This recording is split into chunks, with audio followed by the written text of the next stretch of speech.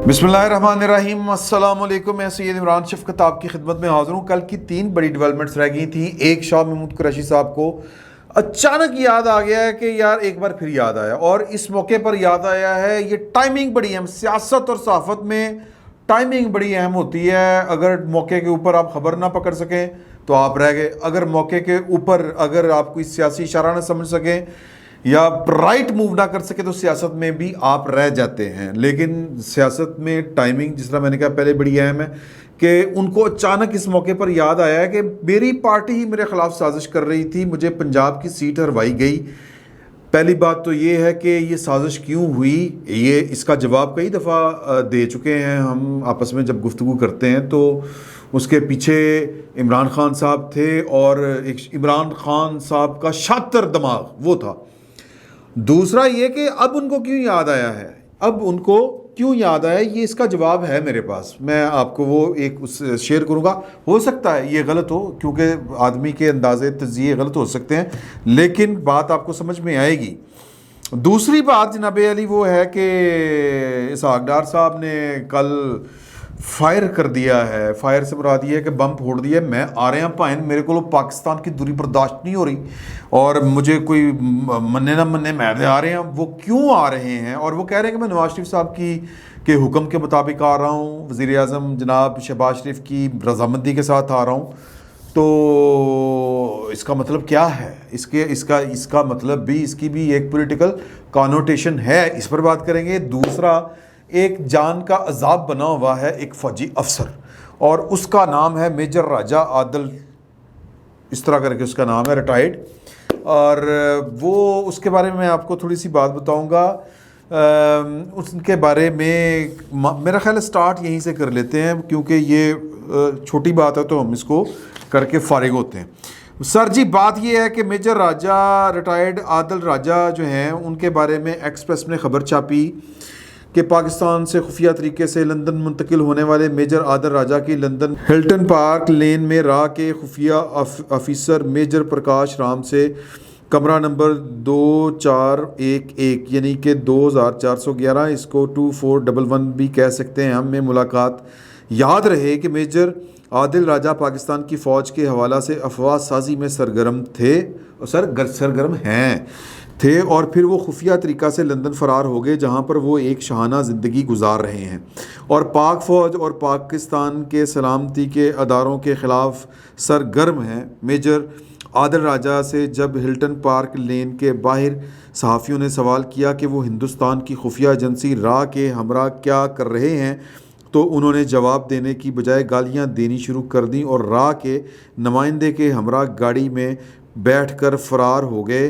अब ये जो ख़बर है, ये अब मैं इस ख़बर को एक्सप्रेस ने वापस ले लिया है, और जो मेजर राजा आदिल हैं, इन्होंने एक्सप्रेस को, जावेद चौधरी साहब ने ये ट्वीट किया था और एक्सप्रेस में ख़बर छप गई थी।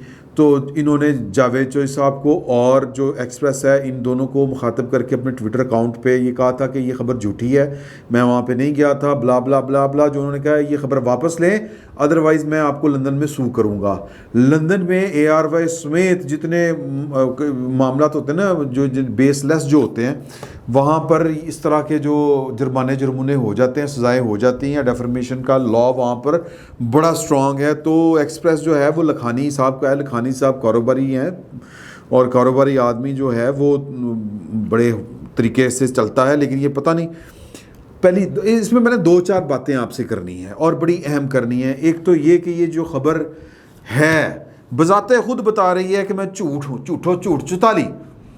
अच्छा, ये अब मुझे नहीं समझ आती कि ये जावेद चौधरी साहब को किसने ख़बर दी, और लंदन का नुमाइंदा ख़ुसूसी एडा चैम्पियन की तरह रहता नहीं, मैं जानता नहीं कि वो कौन है नुमाइंदा ख़ुसूसी लंदन का, कौन सा सहाफ़ी है। पहली बात ये है कि जी कि क्या ये जो है खुफिया ऑपरेशन, टाइटल देखें, उन्होंने मुलाकात की है रा के खुफिया ऑफिसर मेजर प्रकाश राम से।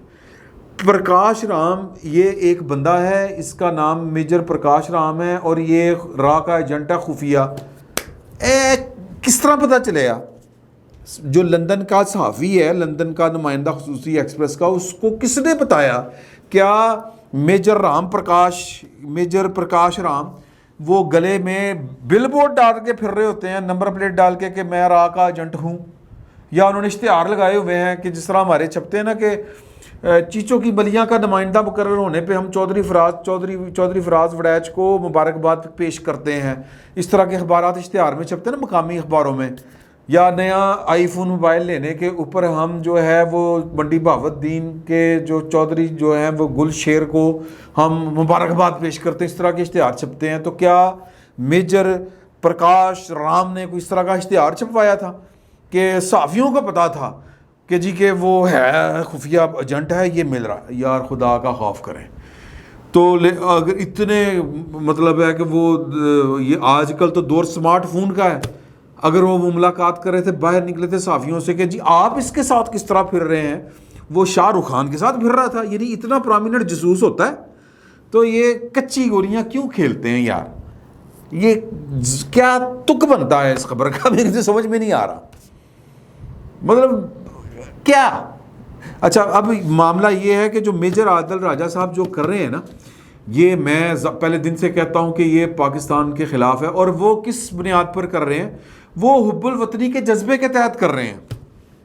ان کو یہ لگتا ہے کہ جی کہ بقول ہمارے عمران ریاض صاحب، انہوں نے ایک تقریب میں خطاب کیا ہے، وہ پتہ نہیں کون سی تقریب تھی، لاہور میں تھی لگ رہی تھی، وہ جو میں نے اس کی ویڈیو دیکھی ہے ان کی، وہ کہہ رہے ہیں ہمیں 2 سال لگا کے ان صحافیوں کو جو دن رات جو ہے وہ عمران خان کا جنہوں نے جھنڈا اٹھایا ہوا تھا اور جنہوں نے نواز شریف اور زرداری کو چور کا، یہ جو پاکستان کے اداروں کے اوپر الزام لگا رہے ہیں کہ انہوں نے ہمیں ویڈیو ثبوت دکھا دکھا کے یقین دلایا 2 سال۔ اب بات سمجھیں، بات یہ ہے کہ اس وقت عمران ریاض صاحب بھی اور ارشد شریف صاحب بھی اور میجر سارے یہ جو ہیں عادل راجہ صاحب، یہ سارے کے سارے جو برسٹ آؤٹ کر رہے ہیں بیسیکلی تو وہ حب الوطنی کے جذبے کے تحت کر رہے ہیں۔ ان کا کیا، وہ تو اپنی طرف سے سروس کر رہے ہیں۔ اور یہ کیوں ہو رہا ہے؟ سوال یہ ہے کہ اتنا یہ میجر راجہ صاحب کے بارے میں تو میں کہتا ہوں یہ کیسے سپاہی ہیں جو یہاں سے دوڑ کے چلے گئے اور اب عجیب و غریب سے ٹویٹ کر رہے ہیں کہ کسی وسیم کوئی پتہ نہیں اس طرح کر کے اس کو کوئی عجیب و غریب کے نام لیتے ہیں کہ، اور پھر راشد نصیر صاحب جو بریگیڈیئر راشد نصیر ہیں لاہور کے، یہ جب کراچی میں تھے تو انہوں نے ان کو معطل کر دیا، پھر کسی نے ان کو بحال کر، عجیب و غریب باتیں وہ کر رہے ہیں۔ اور وہ کہتے ہیں کہ یہ اس وقت بیسیکلی جو موجودہ رجیم ہے یہ ان کے دایاں اور بایاں بازو ہے، پتہ نہیں اب وہ 2 کون ہیں، اللہ بہتر جانتا ہے۔ میری کبھی بھی ان سے نہ کوئی ملاقات ہے، نہ جو بریگیڈیئر راشد نصیر ہے وہ تو پنجاب کے سیکٹر کمانڈر ہیں، تو وہ ہمارے ہاں تو جو اس طرح کے افسر ہیں وہ بڑے معروف ہوتے ہیں نا۔ اب تو خیر کوئی پردہ رہا ہی نہیں کسی کا، اللہ کی رحمت سے کسی انہوں نے رہنے نہیں دیا میجر عادل راجہ صاحب جیسے لوگوں نے۔ پوائنٹ اس میں یہ ہے کہ یہ جو بھی لوگ بول رہے ہیں، جہاں پر بھی بیٹھے بول رہے ہیں، راجہ عادل صاحب کو تو میں کہتا ہوں کہ آپ اچھے سپاہی ہیں، آپ یہاں سے فرار ہو گئے، لیکن یہ جو صحافی ہیں عمران ریاض صاحب، ارشد شریف صاحب، دوسرے تیسرے، یہ جو کھل کھلا کے فوج کے خلاف بول رہے ہیں، کبھی کسی کی اتنی ضرورت ہوئی ہے کسی صحافی کی کہ اس طرح کر کے بولیں؟ اب سوال یہ پیدا ہوتا ہے کہ یہ کیوں بول رہے ہیں؟ جواب جو عمران ریاض صاحب دے رہے ہیں ایک تو وہ ہے کہ آپ پولیٹیکل جب نہیں تھے، جب آپ سیاست میں تھے تو پھر سیاست کے تجربات بعض اوقات جو ہوتے ہیں وہ ان کے نتائج غلط نکل آتے ہیں۔ عمران خان صاحب کا غلط نکلا، ان صحافیوں کو جو آپ نے 2 پولیٹیکل پارٹیوں کو ملعون اور پتہ نہیں مرتد اور پتہ نہیں کیا کیا، وہ کیا اس کو کہتے ہیں، مردودان حرم ٹھہرایا تھا، تو وہ کسی سیاسی عمل میں حصہ لے کے ٹھہرایا تھا۔ اب اگر آپ کہہ رہے ہیں کہ جی ہم سیاسی عمل کا حصہ نہیں ہے تو ویری گڈ، ہم آپ کو سپورٹ کرتے ہیں، آپ کو ہونا بھی نہیں چاہیے، لیکن یہ جو جرتیں ہیں نا جی، ہم بھی صحافی ہیں، اسی شہر اسی ملک میں رہتے ہیں، یہ جرتیں کسی کی مستعار لی ہوئی ہیں۔ یہ جو کہتے ہیں میجر راجہ عادل صاحب کے جی کہ ہمیں خاموش مجاہد اندر سے خبریں دے رہے ہیں کہ یہ چل رہا ہے، تو سر جی بات یہ ہے کہ یہ تجربہ جو بھی تھا عمران خان صاحب والا، اور جو تجربہ جنرل پرویز مشرف صاحب کے بعد سے شروع کیا تھا کہ جی کہ ان 2 پولیٹیکل پارٹیوں کی پاکستان کے سیاسی منظرنامے میں کوئی گنجائش نہیں ہے، وہ تجربہ الٹ پڑ چکا ہے۔ تو لہٰذا ہم جو ہیں، ہمارا یہ کلیم ہے میرے اور میرے جیسے جو قبیلے کے لوگ ہیں، میرا جس قبیلے سے تعلق رکھتا ہوں، جو دستور کی بالادستی پہ یقین رکھتا ہے، جو کہتا ہے کہ یہ ملک پاکستان کے عوام کا ہے اور پاکستان کے عوام کو ہی فیصلے کرنے کی اجازت ہونی چاہیے، یہ ان کا جو اختیار ہے، یہ پاکستان کے ریاستی ملازمین جو ہیں یہ ان کو ہائی جیک نہیں کرنا چاہیے، یہ غصب نہیں کرنا چاہیے۔ میں اس قبیلے سے تعلق رکھتا ہوں اور ہم نے اس کی سزائیں بھی بھگتی ہیں، اس طرح کی جو بات کرنے کی۔ لیکن یہ جو کچھ آپ کے ساتھ ہو رہا ہے یہ اسی کا نتیجہ ہے، اور بڑا خوفناک عمل ہے کہ یہ اشارہ ہے کہ جناب کہ گڑبڑ بہت سنگین ہے۔ تو ہم دعا بھی کرتے ہیں اور یقین بھی رکھتے ہیں اور امید بھی رکھتے ہیں کہ جو پاکستان کی موجودہ فوج کی جو کمانڈ ہے، یا پاکستان کی فوج کی جو ہائی لیڈرشپ ہے، یا جو بھی، اس کو لیڈرشپ تو میں نہیں مانتا، یہ کمانڈ ہوتی ہے، سادہ سی فوجی زبان میں اس کو کمانڈ کہتے ہیں۔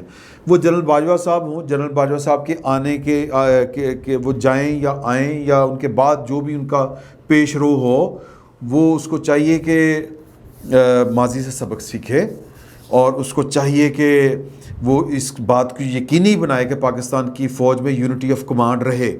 پاکستان کی فوج کی پاکستان کو سخت ضرورت ہے، اور اگر پاکستان کی فوج میں کوئی یونٹی کا، کوئی کمانڈ کا، کوئی ڈسپلن کا مسئلہ ہوتا ہے تو اس کی قیمت پاکستان کے لوگ بھگتیں گے، ہمارے بچے بھگتیں گے، ہماری نسلیں بھگتیں گی، امن نہیں رہے گا اس ملک میں۔ یہ بڑا کام خراب ہونا ہے، اللہ تعالیٰ معاف کرے، یہ سوچ کے خوف آتا ہے۔ لیکن جن کے مفادات، جو ابھی بھی مفادات کی جنگ لڑ رہے ہیں، جو ابھی بھی یہ کسی کے کہنے پہ کر رہے ہیں سب کچھ، میں آپ کو بتا دوں، یہ اپنے طور پر یہ اتنی جرت کوئی نہیں ہے کہ کوئی اپنے طور پر چیمپئن بن کے کر رہا ہو۔ تو ان کو یہ لگ رہا ہے کہ جنرل باجوہ صاحب شاید جو پاکستان کی کمانڈ ہے وہ کوئی ویک پڑ چکی ہے، یہ ان کو لگ رہا ہے، یا ان کو لگ رہا ہے کہ ہمارے بابے نے آ کے جناب گدی سنبھالنی ہے، تو جب وہ آئے گا تو پھر جناب اس ملک کے خزانے بھی ہمارے ہوں گے اور یہ ملک کے وسائل بھی ہمارے ہوں گے، جتنی ہم نے انی پہلے ڈالی ہوئی تھی اتنی انی ہم ڈالیں گے۔ اور یہ قبیلہ بہت وسیع ہے، یہ قبیلہ جو ہے یہ کولیبوریٹرز اور والا قبیلہ ہے، اور اس میں صحافی بھی ہیں، اس میں سیاستدان بھی ہیں، اس میں پاکستان کے ریاستی ملازمین بھی ہیں، منصبدار بھی ہیں، بڑے لوگ ہیں، اس میں بہت بڑا قبیلہ ہے، اور جو پاکستان کے وسائل پر قابض رہنا چاہتا ہے یہ وہ والا قبیلہ ہے۔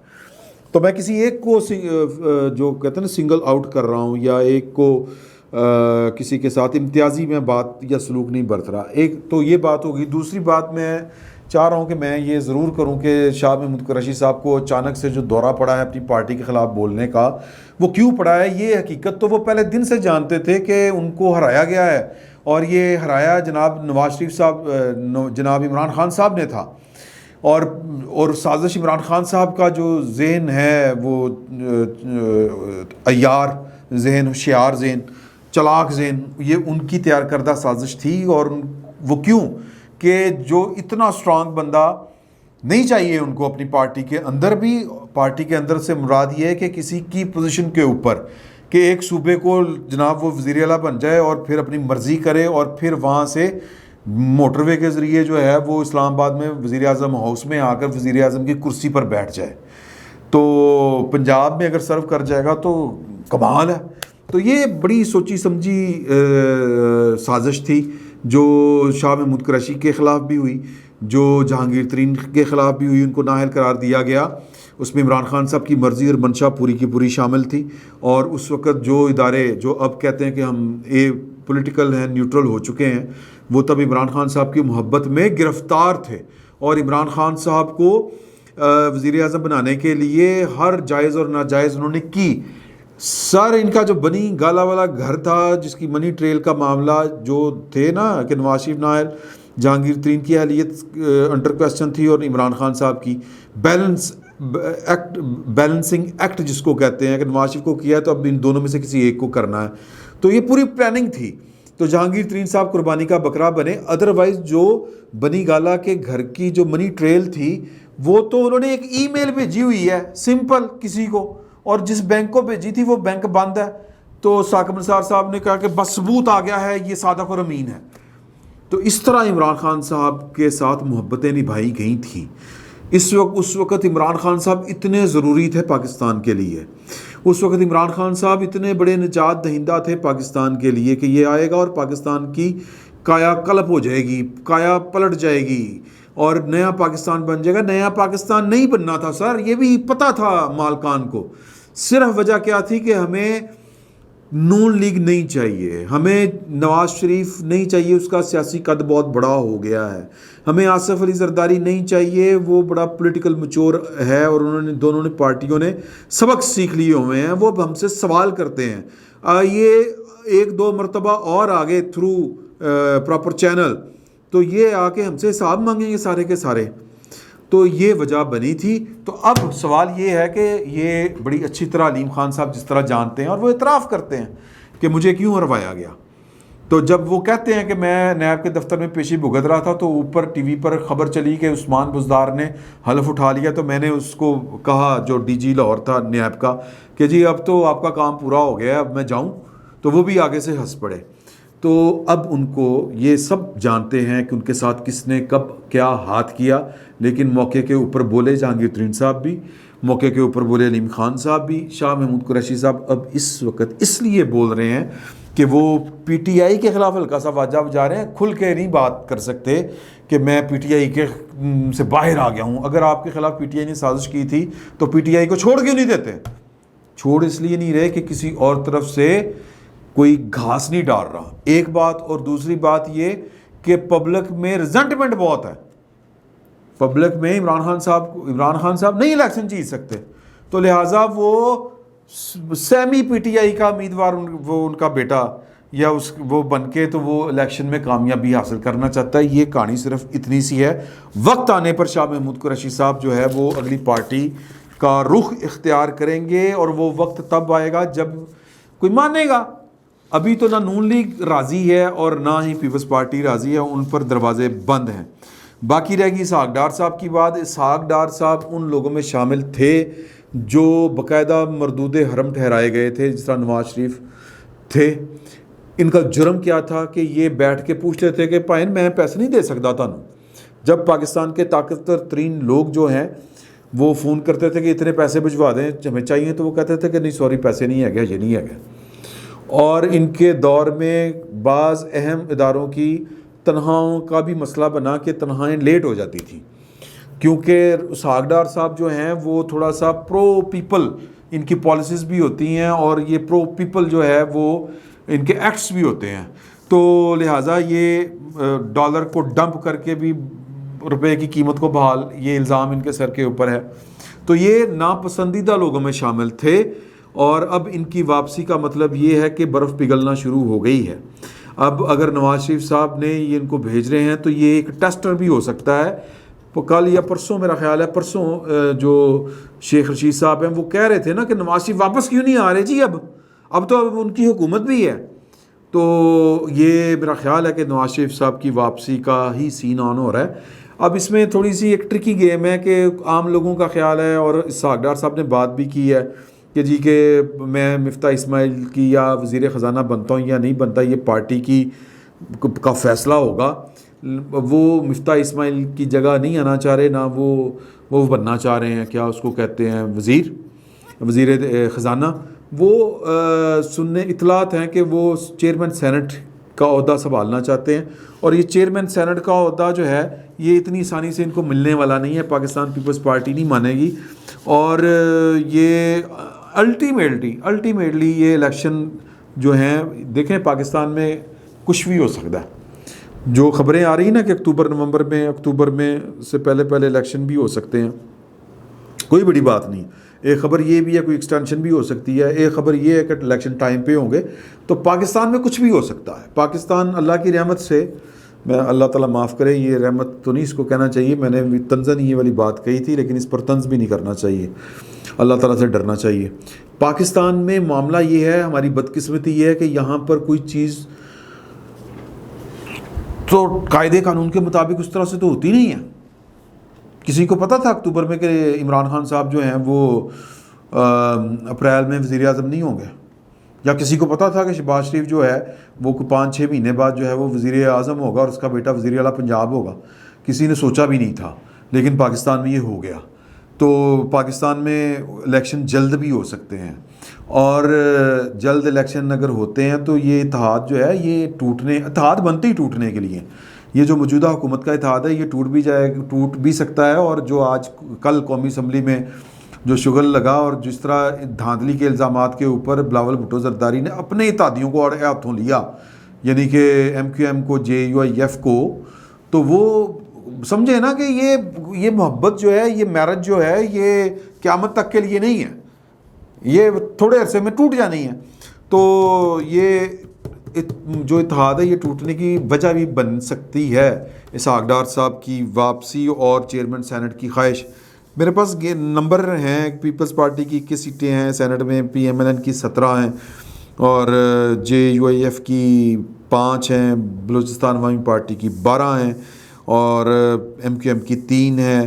تو میرا خیال ہے کہ پیپلز پارٹی کے ساتھ یہ زیادہ سہولت سے جو اتحادی ہیں وہ رہ بھی سکتے ہیں. باپ تو خیر بالکل رہ سکتی ہے اگر باپ بھی ان کے ساتھ مل جائے, اور پھر باپ والوں کے باپ بھی جو ہے وہ زیادہ جو کمفرٹیبل ہے ان کے ساتھ. تو میرا خیال ہے کہ نون لیگ کو اس طرح کا پنگا تو نہیں لینا چاہیے, لیکن وہ سیاستدان ہیں بھائی, انہوں نے پتہ نہیں کیا سوچا ہوا ہے کیا نہیں سوچا, لیکن اگر وہ کوشش کریں گے, خواہش کریں گے کہ جی کہ چیئرمین سینٹ بن جائے پیپلز پارٹی کی بجائے اسحاق ڈار, تو پھر پھڈا ہوگا. تو لیکن یہ ایک ٹیسٹ کیس بھی ہے کہ نواز شریف صاحب کی واپسی سے پہلے اسحاق ڈار صاحب کی واپسی, کہ پاکستان کی اسٹیبلشمنٹ جہاں پر اسحاق ڈار صاحب جو تھے وہ ناقابل قبول تھے, وہ ان کو میرا مطلب ہے ہضم ان کی واپسی ہوتی ہے کہ نہیں ہوتی. تو چیزیں تو اسی طرح ہی چلتی ہیں سیاست میں, زمینی حقائق اور طرح کے ہیں. نعروں کتابوں میں ہم جو ہے وہ انقلاب کی باتیں کرتے ہیں, کوئی انقلاب نہیں آ رہا پاکستان میں. ان سیاستدانوں نے پاکستان کی اسٹیبلشمنٹ کے ساتھ اسی طرح پھونک پھونک کے چلنا ہے اور مزاج کو دیکھتے ہوئے چلنا ہے. فی الوقت اتنا ہی, بہت بہت شکریہ آپ کا.